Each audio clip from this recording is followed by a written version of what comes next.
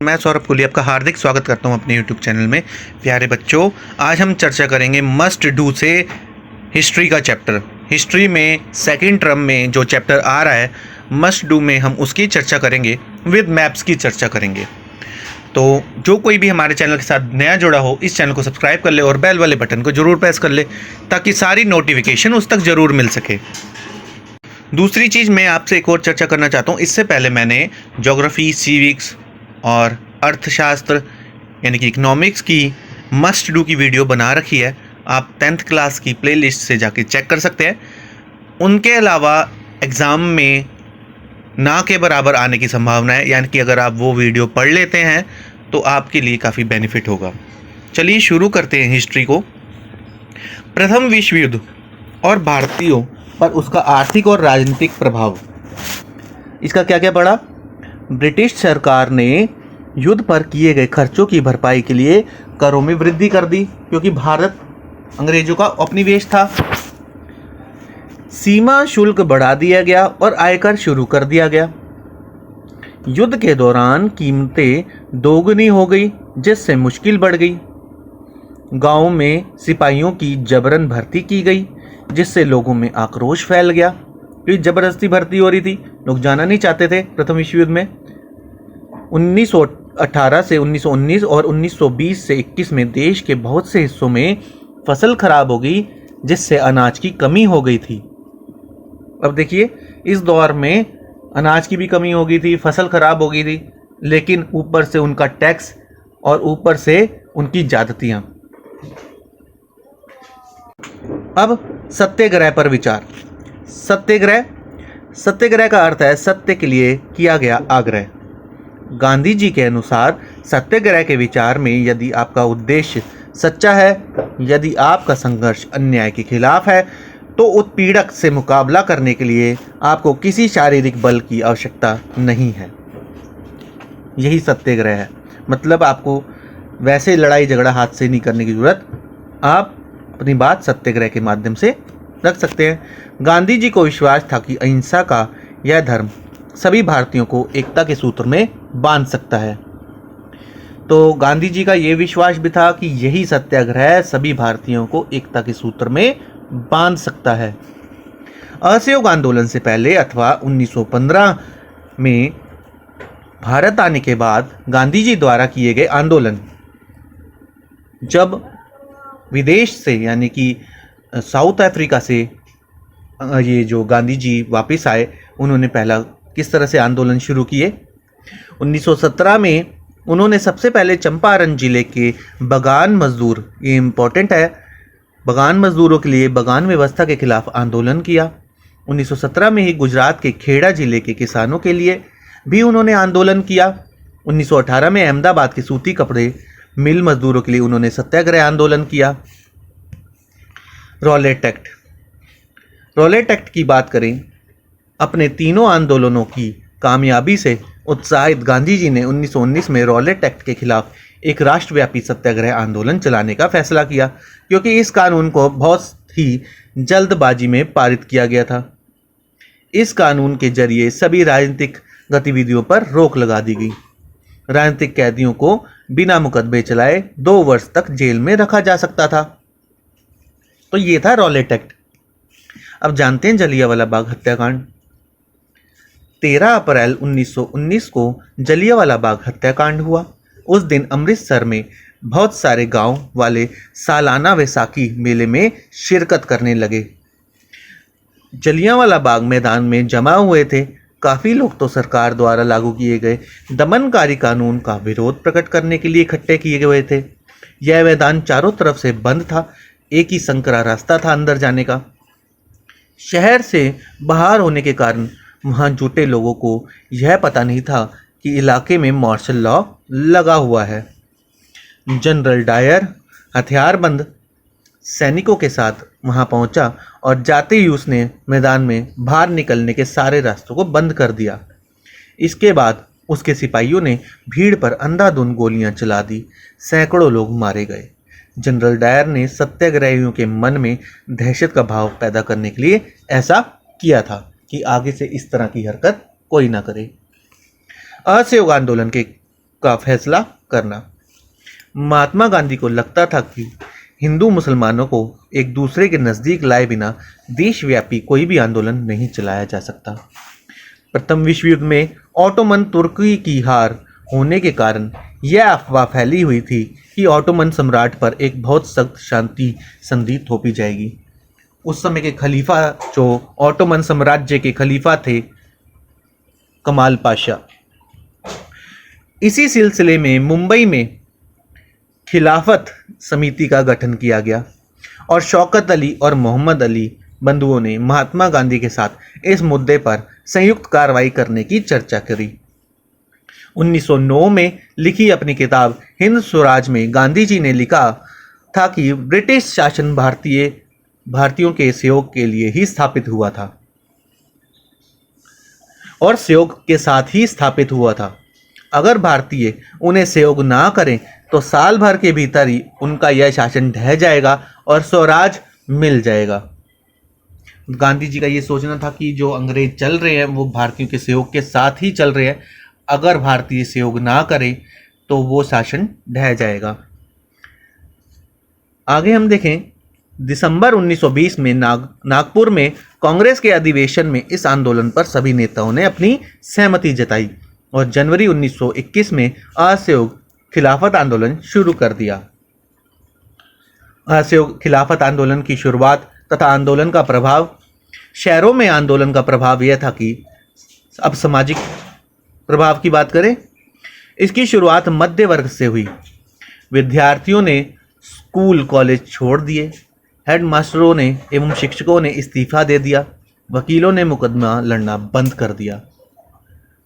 आर्थिक प्रभाव, विदेशी सामान का बहिष्कार किया गया, शराब की दुकानों की पिकेटिंग की गई, विदेशी कपड़ों को भारी मात्रा में जला दिया गया। आंदोलन को धीमा करना, आंदोलन की सफलता के लिए वैकल्पिक भारतीय संस्थानों की स्थापना जरूरी थी ताकि ब्रिटिश संस्थानों के स्थान पर उनका प्रयोग किया जा सके। फलस्वरूप विद्यार्थी और शिक्षक सरकारी स्कूल कॉलेजों में और वकील दोबारा सरकारी अदालतों में दिखाई देने लगे। खादी का कपड़ा काफ़ी अधिक महंगा होता था, जिससे कुछ लोग उसे खरीदने की क्षमता नहीं रखते थे, इसलिए वह मशीनों द्वारा बने सस्ते विदेशी कपड़े प्रयोग करने लगे। ग्रामीण क्षेत्र में आंदोलन, गांव में किसानों तथा किसान बहुत दयनीय स्थिति में थे। किसानों का जो जीवन था बहुत ही दयनीय स्थिति में था। अंग्रेजी शासन में गांवों में जमींदारों ने किसानों पर बहुत अधिक कर लगा दिए थे। किसानों को उनके खेतों पर बिना वेतन के काम करना पड़ता था। पट्टेदारों के रूप में उनके पट्टे निश्चित नहीं होते थे, इसलिए उन्हें कभी भी पट्टे से हटा दिया जाता था। बाबा रामचंद्र जो पहले गिरमिटिया मजदूर के रूप में कार्य कर चुके थे, उन्होंने पंडित नेहरू के साथ मिलकर किसान सभा बनाई और गांव में आंदोलन चलाया। गांव में किसानों ने जमींदारों की नाई धोबी सुविधा बंद करने का फैसला किया। उन्होंने यह समझा कि इस आंदोलन का मतलब है कि अब कोई लगान नहीं भरेगा और उन्हें उनकी ज़मीन वापस मिल जाएगी, इसलिए उन्होंने हिंसा का रास्ता अपनाया और जमींदारों के घर व अनाज भंडार लूट लिए। जंगल में विद्रोह, अब जंगलों में विद्रोह का बात करें तो आदिवासी लोग अंग्रेजी सरकार द्वारा बड़े बड़े जंगलों में लोगों के दाखिल होने पर पाबंदी लगा देने से परेशान और क्रोधित थे। कौन? आदिवासी लोग। आदिवासी लोग इसलिए परेशान थे, अंग्रेजी सरकार ने क्या किया, बड़े बड़े जंगलों में लोगों के दाखिल होने पर पाबंदी लगा दी थी। जब सरकार ने उन्हें सड़क निर्माण के लिए जबरन बेगार करने पर मजबूर किया तो उन्होंने बगावत कर दी कि जबरदस्ती सरकार ने बोला आप सड़क बनाओ। उनके नेता का नाम अलूरी सीतारमन राजू था, जो कि अपने आप को ईश्वर का अवतार बताता था। उसने लोगों को खादी पहनने और शराब छोड़ने के लिए प्रेरित किया, क्योंकि वह गांधी जी के विचारों से बहुत अधिक प्रभावित था। आदिवासियों ने इस आंदोलन का यह मतलब समझा कि पहले की तरह जंगल अब उनके अपने हैं, उन पर उन्हीं का ही अधिकार है। उसके नेतृत्व में आंध्र प्रदेश के गुडेम पहाड़ियों के गुडेम विद्रोहियों ने पुलिस थानों पर हमले किए, ब्रिटिश अफसरों को मारने का प्रयास किया और गुरिल्ला युद्ध चलाया। 1924 में अलूरी सीतारमन राजू को फांसी दे दी गई। बागानों में स्वराज। 1859 के इंग्लैंड इमिग्रेशन एक्ट के तहत बागान मजदूरों को बागान से बाहर जाने की अनुमति नहीं थी। मजदूरों के लिए आज़ादी का मतलब था कि वह उन चार दीवारों में या उन चार दीवारों से जब चाहे आ जा सकते हैं जिनमें उन्हें कैद करके रखा गया था। जब उन्होंने इस आंदोलन के बारे में सुना तो हजारों मजदूर अपने अफसरों के आदेश मानने से इनकार करने लगे। वह बागान छोड़कर अपने घर भागने लगे। उन्हें लगता था कि अब उन्हें गांव में अपनी जमीन मिल जाएगी, लेकिन वह अपनी मंजिल तक नहीं पहुंच पाए। रेलवे और स्टीमरों की हड़ताल के कारण वह रास्ते में ही रह गए और अंग्रेजों द्वारा दोबारा पकड़े गए। आगे है असहयोग आंदोलन का वापस लिया जाना। फरवरी 1922 में उत्तर प्रदेश में गोरखपुर स्थित चौरा चौरी में बाजार से गुजर रहा एक शांतिपूर्ण जुलूस पुलिस के साथ एक हिंसक टकराव में बदल गया। इस घटना के बारे में सुनते ही गांधी जी ने असहयोग आंदोलन वापस लेने का ऐलान कर दिया। साइमन कमीशन का विरोध। ब्रिटेन की नई सरकार ने भारत में संवैधानिक व्यवस्था का अध्ययन करने के लिए और उसके बारे में सुझाव देने के लिए सर जॉन साइमन की अध्यक्षता में एक आयोग बनाया। 1928 में जब साइमन कमीशन भारत पहुंचा तो उसका विरोध गो बैक साइमन के नारे से किया गया या साइमन गो बैक के नारे से किया गया, क्योंकि इस कमीशन में एक भी भारतीय सदस्य नहीं था। 1930 पूर्ण स्वराज की मांग। साइमन कमीशन के विरोध को शांत करने के लिए लॉर्ड इरविन ने लंदन में गोलमेज सम्मेलन में कांग्रेस नेताओं की बात सुनने की आश्वासन दिया। इस प्रस्ताव से कांग्रेस के नेता संतुष्ट नहीं थे। दिसंबर 1929 में जवाहरलाल नेहरू की अध्यक्षता में कांग्रेस के लाहौर अधिवेशन में पूर्ण स्वराज की मांग को मान लिया गया और तय किया गया कि 26 जनवरी 1930 को पूर्ण स्वराज के लिए संघर्ष की शपथ ली जाएगी। इस कारण से 26 जनवरी का दिन हमारे भारतीय इतिहास में बहुत महत्वपूर्ण है, क्योंकि इसी दिन 1930 को पूर्ण स्वराज की मांग करी गई थी। नमक आंदोलन और सविनय अवज्ञा आंदोलन की शुरुआत। 31 जनवरी 1930 को गांधी जी ने लॉर्ड इरविन को 11 मांगों का एक खत लिखा। इसमें उद्योगपतियों से लेकर किसानों तक की मांगे। मार्च 1930 तक उनकी मांगें नहीं मानी गई, तब महात्मा गांधी ने अपने 78 विश्वस्त वॉलंटियरों के साथ साबरमती आश्रम में से नमक यात्रा शुरू करी। 24 दिन तक 10 मील का सफ़र तय करके 6 अप्रैल 1930 को गांधी जी डांडी नामक स्थान पर जाकर नमक बनाकर कानून तोड़ा। इसी के साथ ही सविनय अवज्ञा आंदोलन की शुरुआत भी हो गई। गांधी इरविन समझौता। 5 मार्च 1931 को गांधी जी ने सविनय अवज्ञा आंदोलन को वापस लेकर लॉर्ड इरविन के साथ एक समझौते पर हस्ताक्षर किए। इस समझौते में गांधी जी लंदन में होने वाले दूसरे गोलमेज सम्मेलन में हिस्सा लेने पर राजी हो गए। इसके बदले सरकार राजनीतिक कैदियों को रिहा करने पर राजी हो गई। दिसंबर 1931 में यह बातचीत बीच में ही टूट गई और गांधी जी को वापस निराश लौटना पड़ा। वापस आकर सरकार के सख्त रवैये को देखकर उन्होंने आंदोलन को एक बार फिर से शुरू कर दिया। विभिन्न सामाजिक वर्गों ने सविनय अवज्ञा आंदोलन को कैसे लिया, यानी कि किस प्रकार से देखा। तो संपन्न किसानों ने किस प्रकार से देखा। व्यापारिक फसलों की खेती के कारण और व्यापार में मंदी व गिरती कीमतों से परेशान होकर जब उनकी नगद आय खत्म होने लगी तो उनके लिए सरकारी लगान चुकाना मुश्किल हो गया। इस भारी भरकम लगान से मुक्ति पाने के लिए उन्होंने गांधी जी के इस आंदोलन में बढ़ चढ़कर हिस्सा लिया। गरीब किसान ने किस प्रकार इसे देखा। गरीब किसान लगान में कमी चाहते थे। उनमें से बहुत सारे किसान जो जमींदारों से पट्टे पर ज़मीन लेकर खेती करते थे, वह चाहते थे कि ज़मीन का किराया माफ़ कर दिया जाए, क्योंकि महामंदी के कारण उनकी नगद आमदनी बिल्कुल ख़त्म होने लगी थी। इसलिए उन्होंने गांधी जी के इस आंदोलन में बढ़ चढ़कर हिस्सा लिया। उद्योगपति की बात की जाए। आर्थिक महामंदी के दौरान भारतीय उद्योगपतियों का व्यापार चौपट होने लगा। जब उन्होंने अंग्रेज़ों की नीतियों की बुराइयां की तो उनके व्यापार पर अंकुश लगा दिया गया। वे चाहते थे कि विदेशी वस्तुओं पर अधिक शुल्क लगा दिया जाए, जिससे उनके आयात में कमी आ जाए। इसलिए उन्होंने गांधी जी के इस आंदोलन में बढ़ चढ़कर हिस्सा लिया।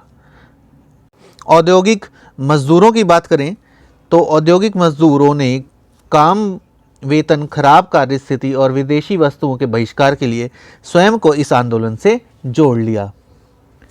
महिलाओं की बात करें, महिलाओं ने बहुत बड़ी संख्या में रैलियों में भाग लिया, नमक बनाया, विदेशी कपड़ों का बहिष्कार और शराब की दुकानों पर धरने दिए। कई महिलाएं इस आंदोलन के दौरान जेल भी गई।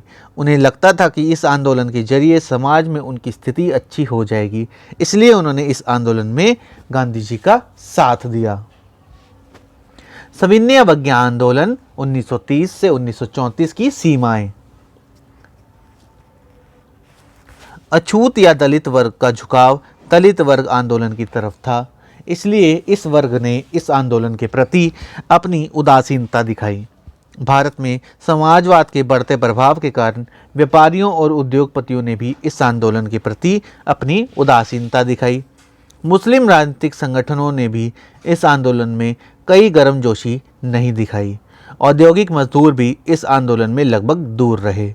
1931 के गांधी इरविन समझौते के बाद किसानों का रुख भी इस आंदोलन के प्रति उत्साहपूर्ण नहीं रहा। पूना पैक्ट की बात करें, पूना पैक्ट इंपॉर्टेंट है, 1932 में हुआ था। 1930 तक कांग्रेस ने अछूतों की ओर कोई ध्यान नहीं दिया। कांग्रेस ऊंची जाति वाले हिंदू सनातन पंथियों से डरी हुई थी। बहुत सारे दलित नेता अपने समुदाय की समस्याओं को अलग हल चाहते थे। डॉक्टर भीमराव अंबेडकर ने 1930 में दमित वर्ग, जो दलित वर्ग के नाम से जाना जाता था, दमित वर्ग एसोसिएशन बनाई और दूसरे गोलमेज सम्मेलन में अलग चुनाव क्षेत्र की मांग करी। सन 1932 में पूना पैक्ट में गांधी जी और डॉक्टर अंबेडकर के बीच आपसी सहमति से इस समस्या का हल निकाला गया। सामूहिक अपनेपन का भाव। सामूहिक अपनेपन का भाव की बात करें तो 20वीं सदी में लोगों में राष्ट्रवाद की भावना को विभिन्न माध्यमों के जरिए जागृत किया गया। चित्र, अभिंद्रनाथ टैगोर ने प्रसिद्ध भारत माता का चित्र की रचना की, जिसमें भारत माता की एक दैवी के रूप में दिखाया गया। गीत के रूप में बात की जाए, 1870 के दशक में बंकिम चंद्र चट्टोपाध्याय ने मातृभूमि को समर्पित एक गीत वंदे मातरम लिखा। इसके बाद में उनके उपन्यास आनंद मठ में इसको शामिल कर लिया गया। यानी कि बंकिम चंद्र चट्टोपाध्याय ने मातृभूमि को समर्पित एक गीत वंदे मातरम लिखा, इसे बाद में उनके उपन्यास में शामिल कर लिया गया। तिरंगा झंडे की बात करें, तिरंगा झंडा 1921 तक गांधी जी ने भी स्वराज का एक झंडा तैयार कर लिया था। यह तिरंगा सफ़ेद, हरा और लाल था और इसके मध्य गांधीवादी प्रतीक चरखे की जगह दी गई थी। जुलूस में यह झंडा थामे चलना शासन के प्रति अवज्ञा का संकेत था। लोक कथाओं की बात करें तो लोक कथाएं इतिहासकारों ने राष्ट्रीय गौरव को बढ़ाने वाली लोक कथाओं और लोकगीतों को इकट्ठा किया, जो हमारी संस्कृति की वास्तविक तस्वीरें पेश करती थी। इतिहास की पुनर्व्याख्या। भारतीय इतिहासकारों ने अपने उस इतिहास के बारे में दोबारा से लिखा जब हमारा देश विभिन्न क्षेत्रों में विकास की चरम सीमा पर था। उन्होंने यह भी दिखाया कि गुलाम बनने के कारण हमारी उन उपलब्धियों को किस तरह से पतन हो गया। अब हम बात करेंगे प्रश्नावली की। सत्याग्रह का क्या अर्थ है? दूसरा प्रश्न, गांधी जी ने 1918 में अहमदाबाद में किसके लिए सत्याग्रह आंदोलन किया और क्यों? प्रश्न तीसरा, असहयोग आंदोलन की शुरुआत में विदेशी कपड़ों का बहिष्कार क्यों किया गया? 3 अंक वाले प्रश्न।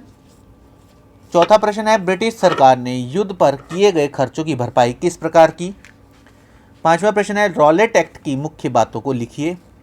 6ठा प्रश्न, जलियांवाला बाग में लोग क्यों इकट्ठा हुए थे? 7वां प्रश्न, शहरों में असहयोग और खिलाफत आंदोलन का क्या प्रभाव पड़ा? प्रश्न 8, पूना पैक्ट कब और क्यों हुआ? तो ये काफ़ी इंपॉर्टेंट प्रश्न है। 5वां प्रश्न देखें, 5 अंक वाले प्रश्न। प्रश्न 9, प्रथम विश्व युद्ध में भारतीयों के लिए किस प्रकार आर्थिक और राजनीतिक मुश्किलें पैदा कर दी थी? प्रश्न 10वां, राष्ट्रवाद की भावना को जागृत करने वाले करने के लिए विभिन्न माध्यमों का प्रयोग किया गया, इस कथन का विश्लेषण कीजिए। साथ ही साथ अब हम मानचित्र कार्य को भी देख लें। कांग्रेस के अधिवेशन इंपॉर्टेंट है। सितंबर 1920 में कहाँ हुआ था? कोलकाता। दिसंबर 1920 नागपुर। मद्रास 1927। भारत के स्वतंत्रता संग्राम से संबंधित स्थलों की बात करें, चंपारण बिहार 1917 में गांधी जी द्वारा नील किसानों के लिए सत्याग्रह। खेड़ा गुजरात 1917 में गांधी जी द्वारा किसानों के लिए आंदोलन। अहमदाबाद गुजरात 1918 में गांधी जी द्वारा सूती कपड़ा मिल मजदूरों के लिए सत्याग्रह। अमृतसर पंजाब 13 अप्रैल 1919 में जलियांवाला बाग हत्याकांड। डांडी गुजरात गांधी जी द्वारा नमक कानून तोड़कर सविनय अवज्ञा आंदोलन को शुरू करना। चौरा चौरी 1922 की एक हिंसक घटना के बाद गांधी जी द्वारा असहयोग आंदोलन को वापस लेना। तो ये मैप देखिए, अमृतसर का दिखा रखा है। चौरा चौरी कहाँ पर है? यूपी में। चंपारण बिहार में। कलकत्ता अधिवेशन। अहमदाबाद, खेड़ा, डांडी, नागपुर, मद्रास, तो ये सब मेंशन कर रखा है। अब बाकी मैप देखें। मैंने हिस्ट्री को कवर किया और साथ ही साथ खनिज चैप्टर और ऊर्जा संसाधन में से कौन कौन से मैप आ रहे हैं। भूतापीय ऊर्जा केंद्र नामरूप, सिंगरौली, रामागुड्डम। नाभिकीय ऊर्जा केंद्र आणविक केंद्र नरोरा, पलकप्पम, काकरापारा, तारापुर। देखिए नरोरा आपका है उत्तर प्रदेश। सिंगरौली देखिए ये भी मध्य प्रदेश। नामरूप, काकरापारा गुजरात, तारापुर महाराष्ट्र, रामागुड्डम, कलपक्कम। तो अब अंतर्राष्ट्रीय हवाई पत्तन की बात करें, एयरपोर्ट्स की बात करें तो अमृतसर राजा झांसी हवाई पत्तन, दिल्ली इंदिरा गांधी हवाई अड्डा, कलकत्ता नेताजी सुभाष चंद्र बोस, मुंबई का छत्रपति शिवाजी महाराज हवाई अड्डा, राजीव गांधी हवाई अड्डा, हैदराबाद चेन्नई मीना नंबकम हवाई पत्तन। मुख्य समुद्री पतन की बात करें राष्ट्रीय अर्थव्यवस्था की जीवन रेखा में तो कांडला मुंबई, मार्मगांव, न्यू मैंगलोर, कोच्चि, ट्यूटिकोरन, चेन्नई, विशाखापट्टनम, पारादीप, हल्दिया, ये बंदरगाह काफ़ी प्रसिद्ध है। कांडला देखिए किधर है? मुंबई, मर्मागांव, गोवा, न्यू मैंगलोर, कोच्चि, ट्यूटिकोरन, चेन्नई, विशाखापट्टनम, पारादीप और हल्दिया, ये सारे आपके इम्पॉर्टेंट है। तो इस प्रकार ये आपका पूरी इकाई खत्म होती है। आप इस चैनल के साथ जुड़े रहिए, इसे लाइक शेयर एंड सब्सक्राइब करना बिल्कुल ना भूलें। धन्यवाद।